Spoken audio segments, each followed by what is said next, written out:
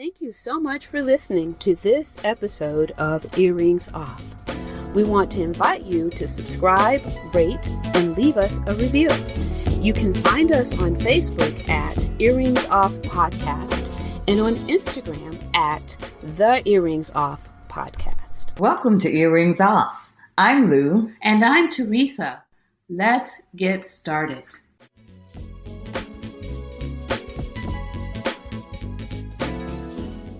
Okay, Teresa, how are you doing? I'm good. I actually slept last night.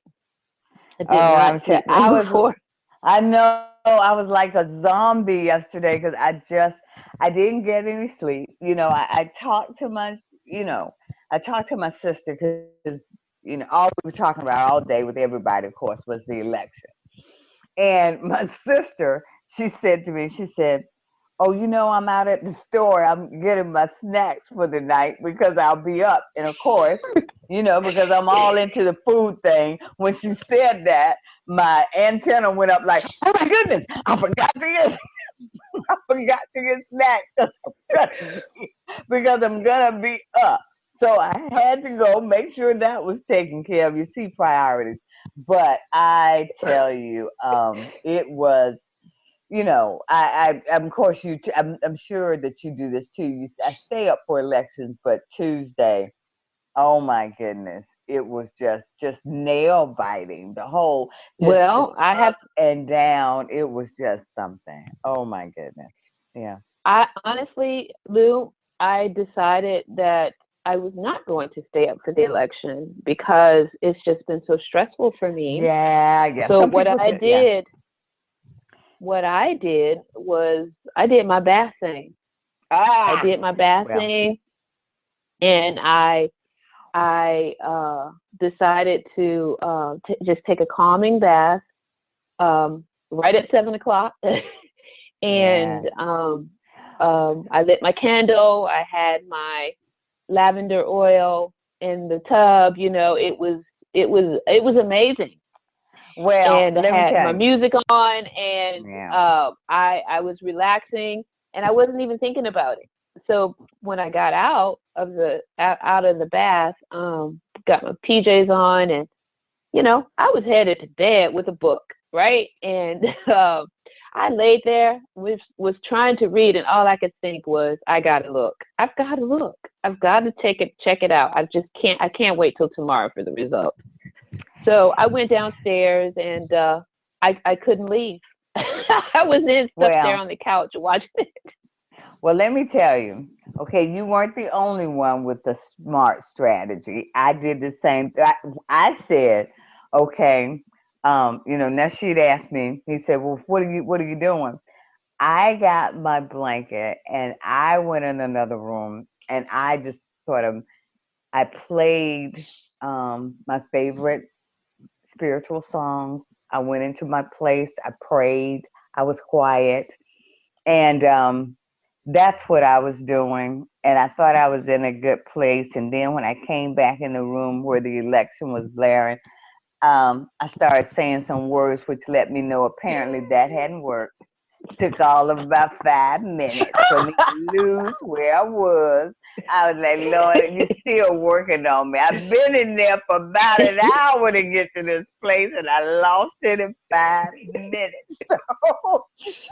So that didn't work as well, but I, like you, once you get started on it, I was watching, I used to, my 9 bosses from city council, I am still interested in those races, the local races, because I think about my former colleagues, and election time was always a stressful time for us as staff because you're dealing with the logistics of possible changeover. There are a lot of behind the scenes that staff have to do, a lot of tasks that go into any kind of transition. Even if you're getting one new member on and losing a member, there's a lot of emotion. People, even though they're your bosses, but you've worked with them and you know their style. So we were looking I was looking at that and thinking about my old colleagues, my staff, and knowing what all of the implications were for them. So I was thinking about that at the local level, but then of course the biggie was the national and the state. So just watching that and just seeing those votes come in for Trump, I was just so disheartened at first, just so disheartened, Yeah. Yeah. Yeah. Well, I still am disheartened by it, even though right now Biden is leading. It just further shows how divided this country is. Yeah. And that it's that two people can see the same situation and just come back with a different meaning of that situation. And that's what we are. And I don't know how, with a divided Congress, if Joe Biden wins, or let me say when Joe Biden wins, what will he be able to do? What change will he be able to affect? Because we're so divided, Well, and it really got me thinking too.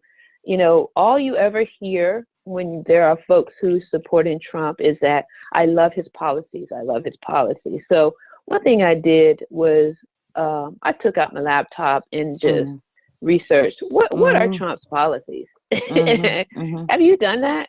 No, I haven't done a research on it because I know his policies concern how much he can tweet, how much he can call divisiveness, how much he can denigrate women, because there's not been actual work done on policy.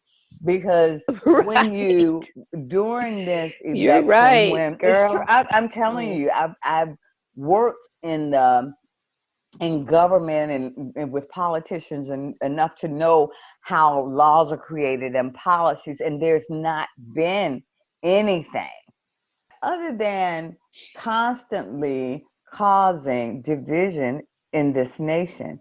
When you talk about what policies, not only have there not been policies in place that benefit the American people, not that benefit President Trump and his group. I'm talking about policies that are to the good of the average citizen. That's what I've not seen.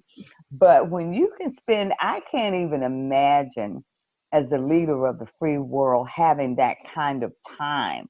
I used to be staff on the local level. I didn't even have time for all of that kind of nonsense that we see them engaged in. So that's what's been so disheartening, Yeah. So you're spot on, but there are those who were interviewed who support him, and that's their go-to line. And you never hear them say anything about what those policies are. Yeah. And I've never heard anybody spout any policy. Right. All I hear about him taking down is just getting rid of all of the things that policies and laws that Obama had in place prior to him. Well, and that's so true, because I didn't completely read the article, but I started reading an article in I can't remember if it was the New York Times or New Yorker recently, that I live in the South, but my goal is to live in New York because I read everything connected to it. But anyway, and they went behind the scenes with the Obama administration, talking about how they started working on the Affordable Care Act. And I tell you, this article just took you from beginning to end, all of the ups and the downs, and how they had to work with Congress to get this in place, and how other administrations had tried for years, because there are so many Americans who are uninsured. And we know the implications of that. So we don't have to go in depth on that. Everybody knows what that means when you have a condition or you need to go to the doctor and you don't have access to health care. But that was a lot of work a lot of give and take, a lot of back and forth, trying to make modifications which might be amenable to the majority for that to pass. Now, when you do something like that, that monumental, everybody talks about it, but there was a lot of work, a lot of people working on that. But when you do something like that, that's intense. So it requires a lot of concentrated effort. You don't have time to tweet and go on Fox and all. You don't have that kind of time. You don't have the luxury of that because you're trying to get the work done. So when you look at something like that versus what we've seen lately, it just really makes you remember what we miss and how when you're dealing with superficial stuff and the pettiness, it takes away time from stuff that actually needs to be done. So yeah, but and that but speaks to the hard work and the dedication that went into yeah, that. Speaks to the fact that he's not been able to dismantle it, and right. he's going to have to rely on the Supreme Court. So, Well, but but your earlier point about the divisiveness and stuff, and I wanted to say I was disheartened initially, but I have hope with the end result, and while it has been ugly to see where we are, I'm encouraged that because I know as a lot of people say, well, we're just uncovering what was always there, and I believe that. But now we get to look it squarely in the face, all of us, and hopefully engage in some meaningful conversations about where we are. And that's what's it not may happening. well, but I think it can happen maybe in our relationships, if not on a national level, because that's hard.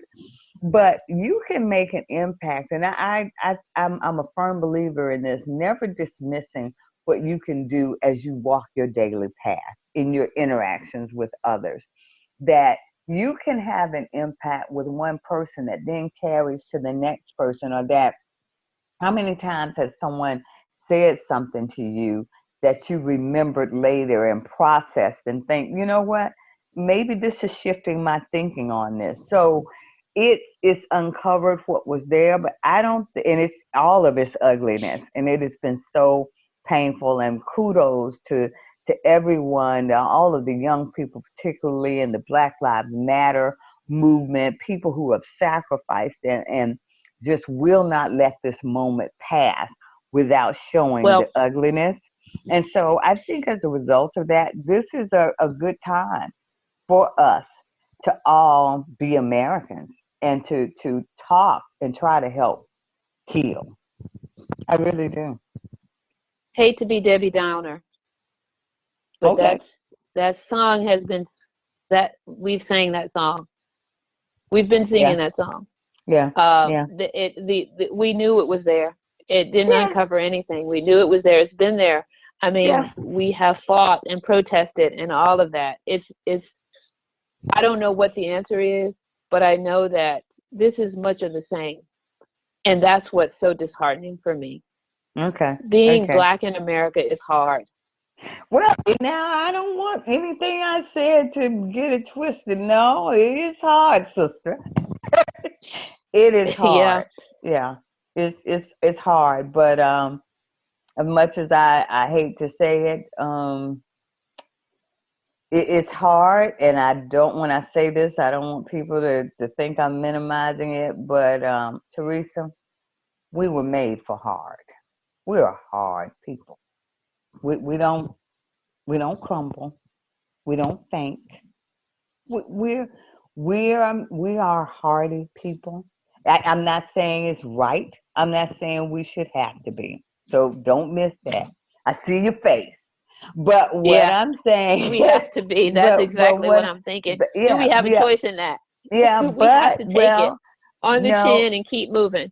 no. Well, but the Yeah. thing is that sometimes through the hardness, we we are people who, as rough as it is, we still prevail. We continue to move forward. And We don't though, Lou. yeah, Yeah, They I don't. think, but I mean, I'm they're not. still killing every day. The cops are still shooting black men on the street. Well, You yeah, know, yeah, it yeah, doesn't stop. You yeah, know, yeah. every And I, day is something else. yeah. And we're treated differently just by the color of because of the color of our skin. And it's heartbreaking, and it's hard to stay positive through it all, you know. Well, and But Teresa, you. I mean, I'm not giving up. I do, and you're right. One of the points that you made earlier, it's an individual thing, I believe, and it's a neighbor by neighbor thing. Like you have to in your everyday walk, you have to keep talking, and you have to keep, not all of us, not just black people. I'm just saying everybody. We Oh all yeah, have to check yeah, one another, right. and that is going to be the only way. But you know, I just when you look at how divided the country is, I don't know how you have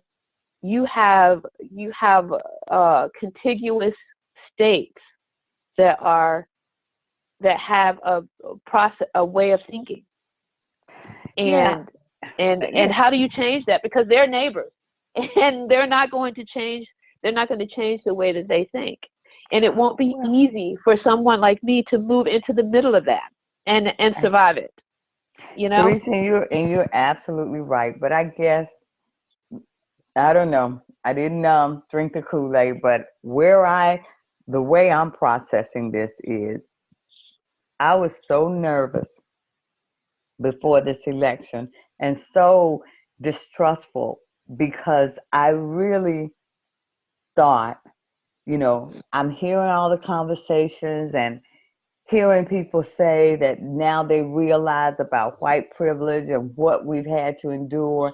And, you see you saw the movement and all kinds of people involved. And, I went to Starbucks recently and I was behind this car with all of these Black Lives Matter signs on it and Biden Harris and it ends and all of these signs. And when I pulled up, there were a group of white women in it, middle-aged white women. And I was thinking, wow.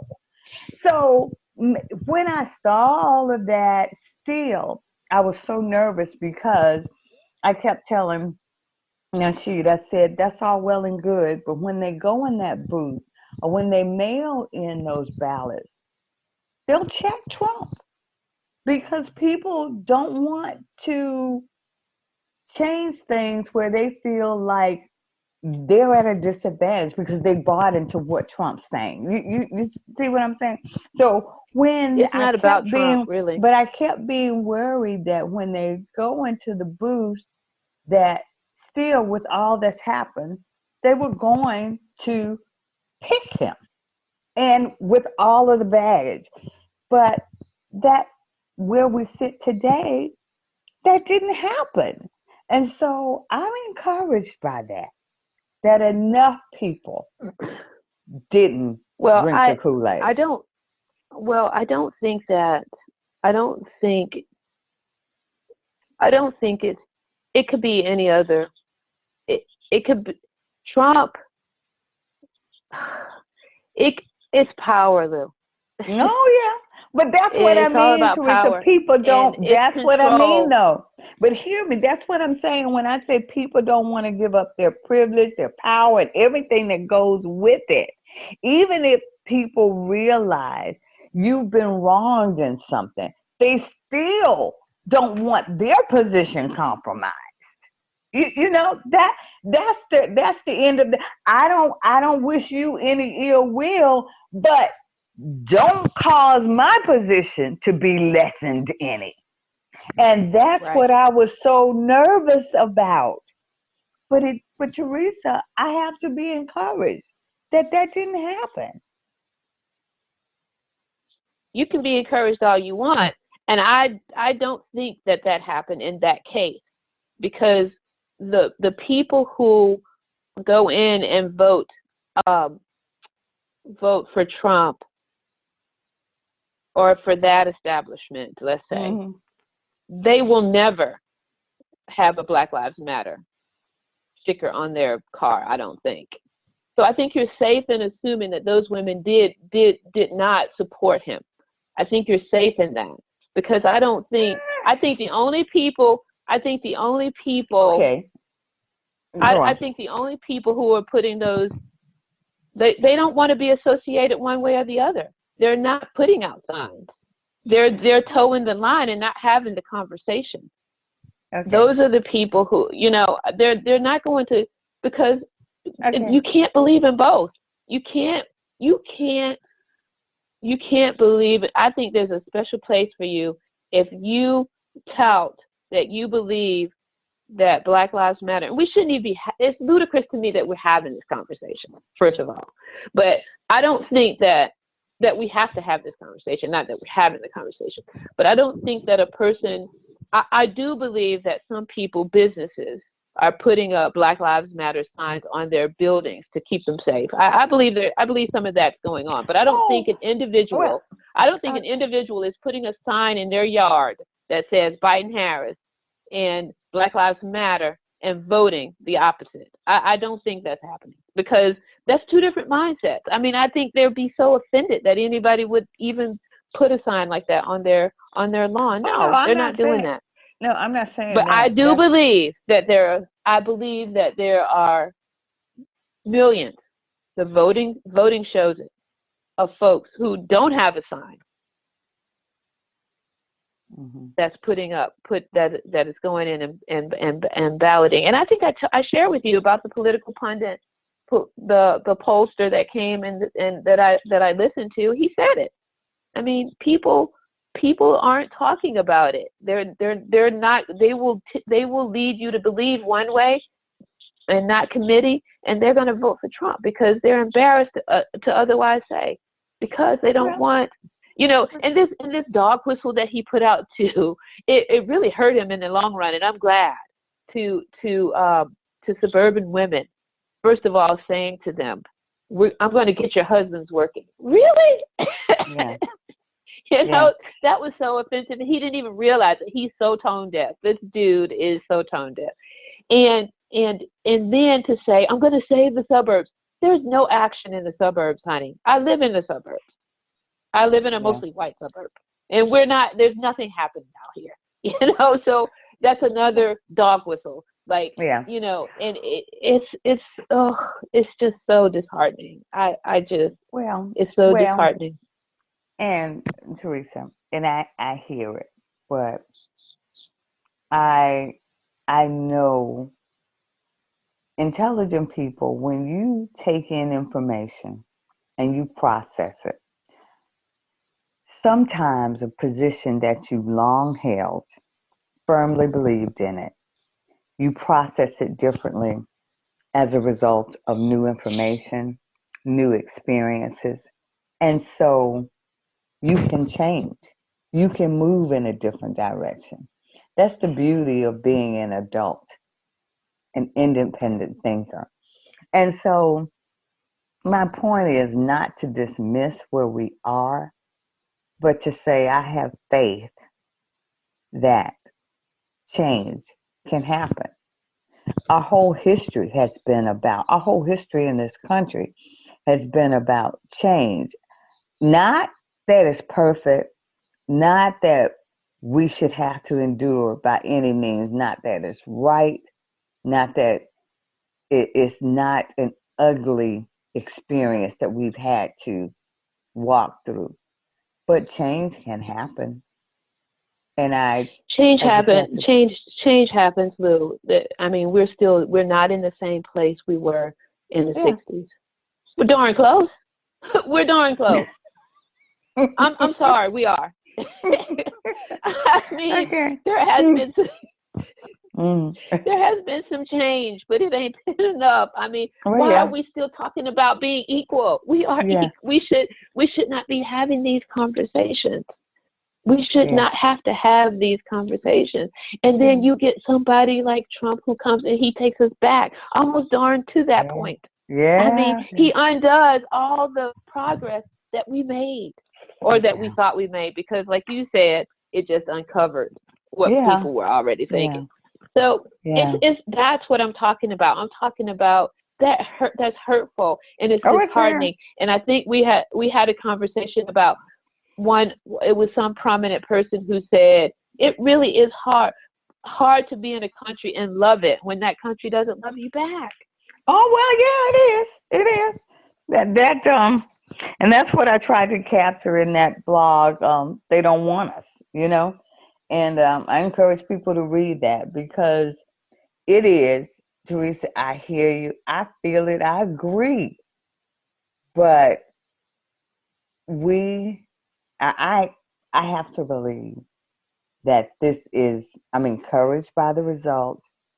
Um, And I love what Biden and Harris have said that even though they ran on the Democratic ticket, they will be elected as president and vice president of America, and they'll be here for all Americans. And so I have to believe that as we grow and as we learn, we understand that there is no way we can be the power that we are, that we can excel without understanding we're all connected.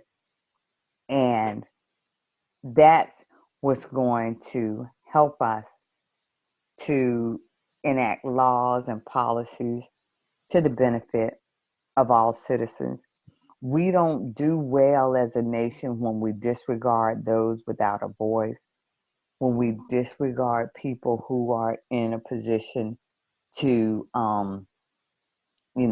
afford somewhere to sleep at night, who can't feed their families.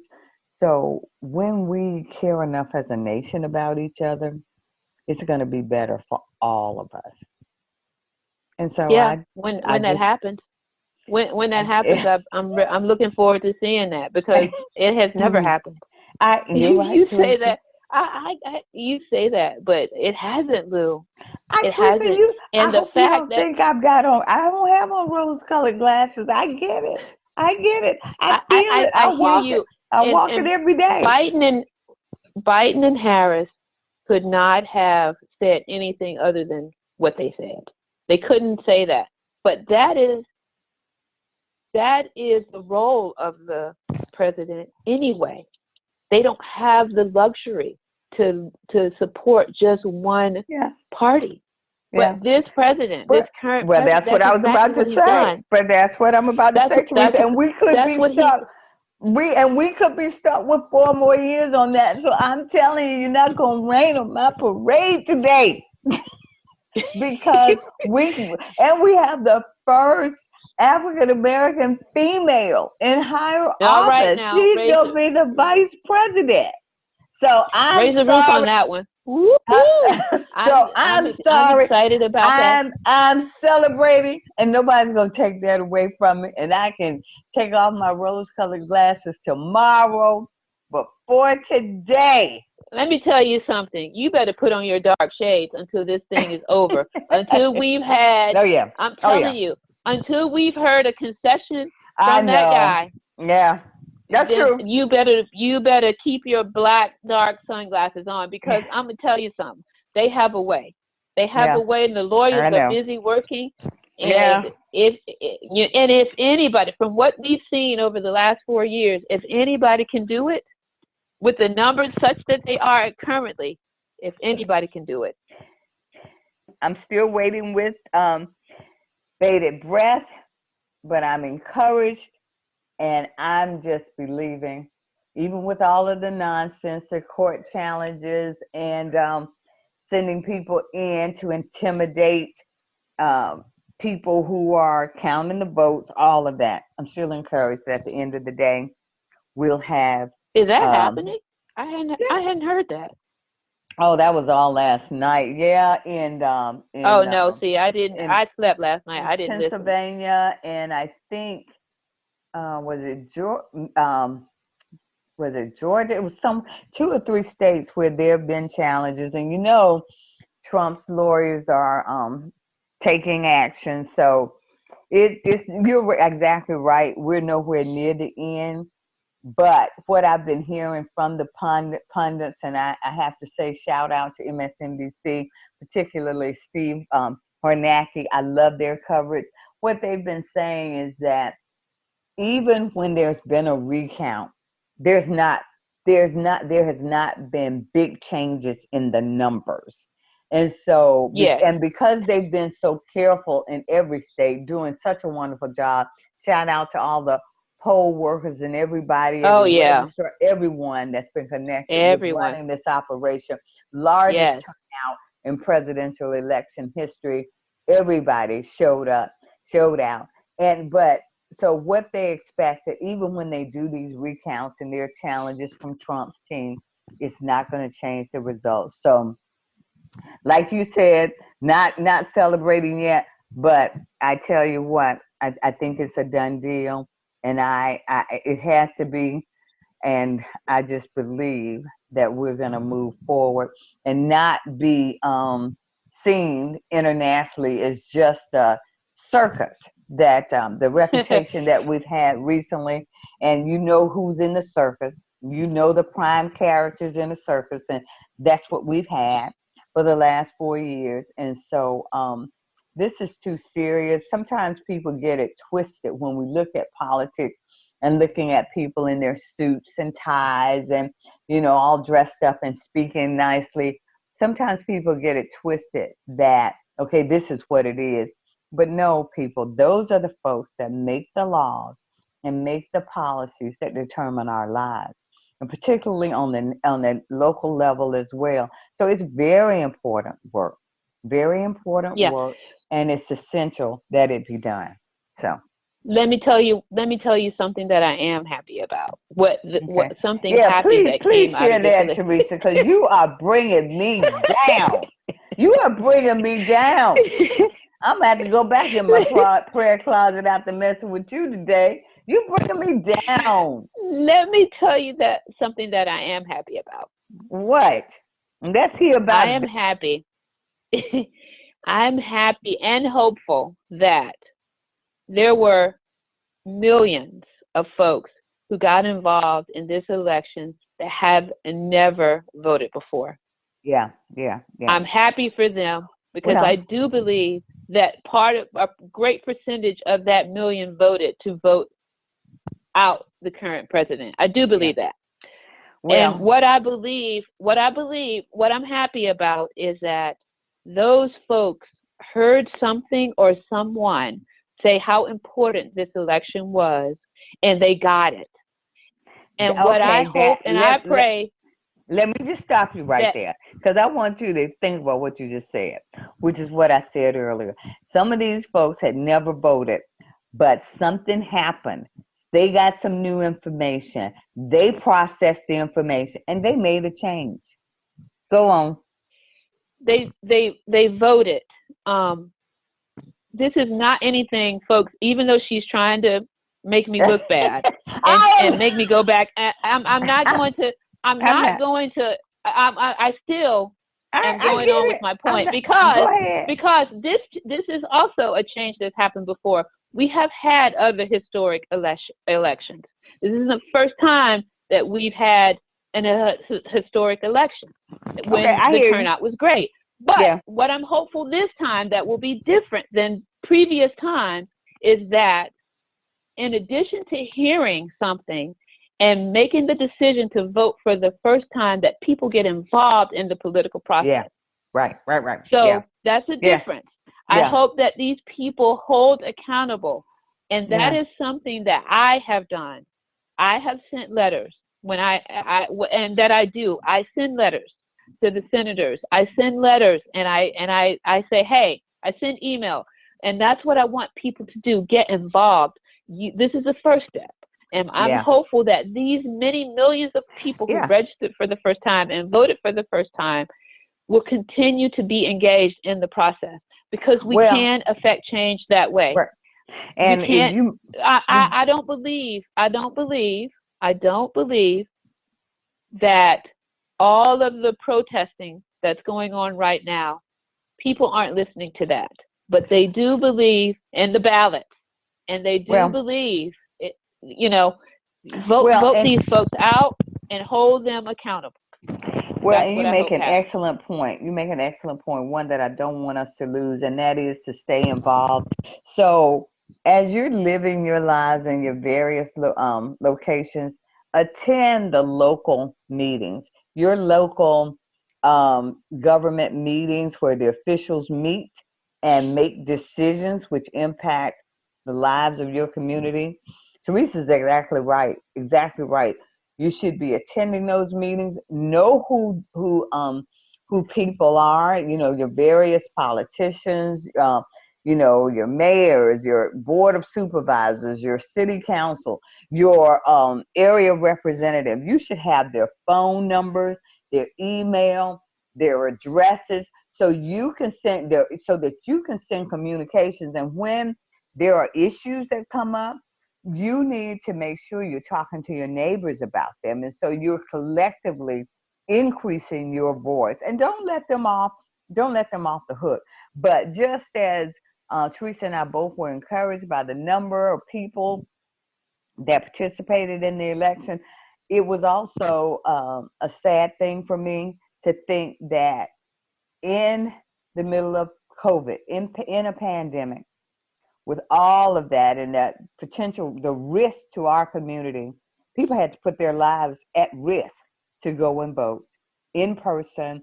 And because there has been so much fear about our vote not being counted, about something going on, people standing in long line, I was encouraged about the sacrifices that were made, but also reminded of the poor leadership that got us in this place, where people had to place their lives at risk, had to go through so much turmoil because it's just that important that we get things changed. And when you think about that, that's a sombering thing, because I thought about, in the midst of hearing about the election and all of this, we cannot forget the number of Americans that have died, that have been hospitalized as a result of no plan of addressing this pandemic. That the scientists have been discounted, and at every turn, protocols that were set in place by the CDC to keep us safer have been disregarded. And so in this pandemic, we had no choice but to get out and yet take on another risk. And so it was just that important. And so to me, that shows how serious this was. And that the numbers are still increasing. So and I want to say again, I want to say thank you to everyone who took the risk, because it was that important. Yeah. And thank you for voting. Thank you for voting. Yeah. Continue to stay engaged. Yeah. And continue to stay engaged and continue to stay hopeful that each of us can be part of the solution. So that's all we have here today at Earrings Off. Our very best to you, because here at Earrings Off, when we know better, we do better. And I just want them to too. Yeah. And we did better. And don't let Teresa bring you down. Have a great day.